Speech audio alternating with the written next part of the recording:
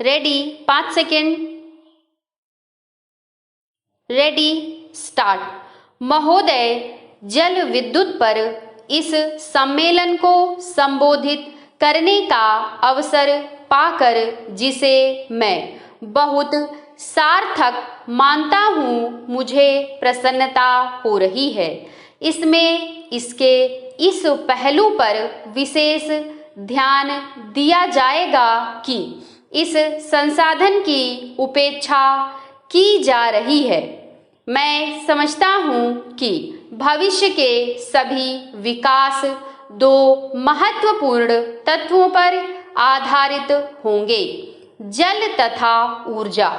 ऊर्जा के बारे में तब तक कोई बात नहीं की जा सकती जब तक उसके साथ ही इसके स्थायित्व संबंधी प्रश्नों पर विचार न किया जाए। इसी प्रकार सतत विकास के बारे में तब तक कोई बात नहीं की जा सकती जब तक उसके साथ ही उसके लिए अपेक्षित ऊर्जा पर विचार न किया जाए। और आज का विषय जल विद्युत एक प्रकार से इन दोनों अर्थात जल तथा विद्युत से संबंधित है। ऊर्जा की खपत का आर्थिक विकास के स्तर के साथ घनिष्ठ संबंधित है।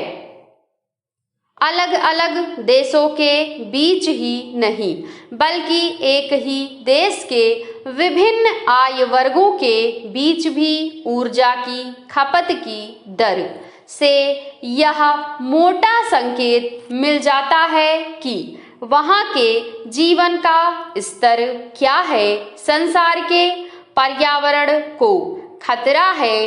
केवल इस आधार पर हम खपत को वर्तमान स्तरों पर स्थिर करके गरीबों को सतत गरीबी और जीवन के निम्न स्तर का शिकार नहीं बना सकते। विकास की आकांक्षाओं और आशाओं पर रोक नहीं लगाई जा सकती। जनता बेहतर जीवन जीने के लिए उत्सुक है और सरकार का यह कर्तव्य है कि उसकी इस लालसा पर ध्यान दे। किंतु हम इस ओर जिस प्रकार ध्यान दे रहे हैं उससे यह संकेत मिलेगा कि हमारा भविष्य क्या होगा, यदि हमारा कोई भविष्य है भी तो। आज भारत में बिजली की स्थापित क्षमता 78,000 मेगावाट है। हमारी आवश्यकता 100,000 मेगावाट की है। अगले लगभग 10 वर्षों में यह आवश्यकता 5 गुना हो जाएगी।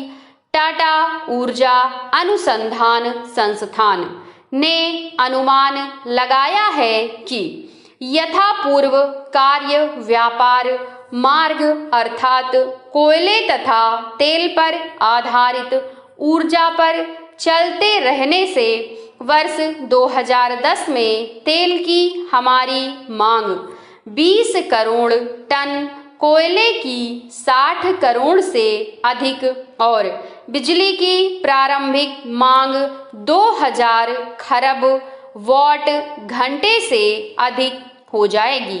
क्या इन स्तरों को प्राप्त किया जा सकेगा?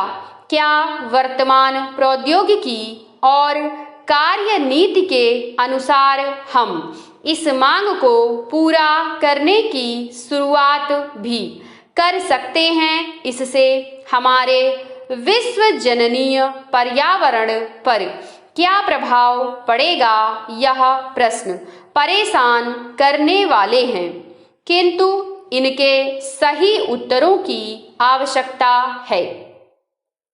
इस दृश्य की कल्पना की जा सकती है कि हजारों वर्ष किलोमीटर का इलाका कोयले के खनन से नष्ट हो गया है और सल्फर डाइऑक्साइड विविक्त कणों तथा नाइट्रोजन के ऑक्साइडों की विशाल मात्राएं वायुमंडल में प्रवेश कर रही हैं। निश्चय ही ऐसी स्थिति को पनपने नहीं दिया जा सकता, किंतु हमारी वर्तमान कार्यनीति हमें अनिवार्यतः इसी दिशा में ले जाएगी। महोदय, इस समय स्थापित 78,000 मेगावाट विद्युत क्षमता में से 55,000 मेगावाट से अधिक ताप आधारित है और केवल 20,000 मेगावाट जल आधारित है।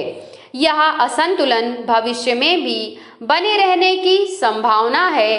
30,000 मेगावाट अतिरिक्त विद्युत की जो योजनाएं बनाई गई हैं और निष्पादन की विभिन्न अवस्थाओं में हैं, उनमें से भी 20,000 मेगावाट तापीय हैं और उसकी आधी से भी कम मात्रा जल आधारित है। इस असंतुलन को मूलतः ठीक करना होगा। ताप आधारित विद्युत संयंत्र बहुत बड़ी समस्याएं पैदा करते हैं, केवल अपने प्रचालन में ही नहीं बल्कि आदि से अंत तक हर अवस्था में। केवल कोयले का खनन ही अनेक पर्यावरणीय जोखिम तथा अन्य संबंधित समस्याएं पैदा करता है, जिनसे आप सब परिचित हैं और उनकी विस्तृत चर्चा करने की आवश्यकता नहीं है। संसद में मैं स्वयं ऐसे क्षेत्र का प्रतिनिधित्व कर रहा हूं जो कोयला खानों के बीच में स्थित है। खनन से होने वाले भूमि क्षय, जल संदूषण तथा वायु प्रदूषण की समस्याओं में से मैं अवगत हूँ।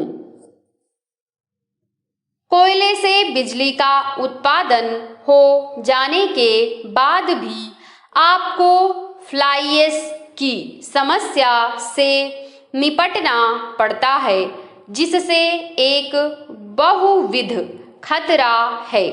जमीन को, वायु को और जल को कोयला आधारित 1 मेगावाट बिजली का उत्पादन करने के लिए 15 टन कोयले की आवश्यकता होती है और उससे कम 6 टन फ्लाई ऐश निकलती है। सल्फर डाइऑक्साइड तथा नाइट्रोजन ऑक्साइड की प्रचुर मात्रा का विसर्जन होता है और विविक्त कण एक स्थायी पर्दे की भांति वायु में लटके रहते हैं। यदि हम लागत की दृष्टि से भी देखें तो 1 मेगावाट जल विद्युत स्थापित करने में औसतन 3 करोड़ रुपए का खर्च होता है, जबकि ताप विद्युत स्थापित करने में लगभग 4 करोड़ प्रति मेगावाट।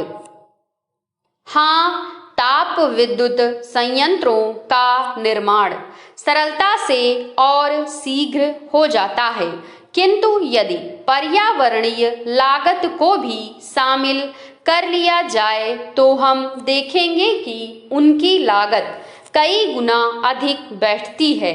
यह सब कहने का आशय यह नहीं है कि हम तापीय संयंत्रों का निर्माण बंद कर दें। कुछ ऐसे स्थान हैं जहां पर हमारे लिए कोई और विकल्प नहीं होगा।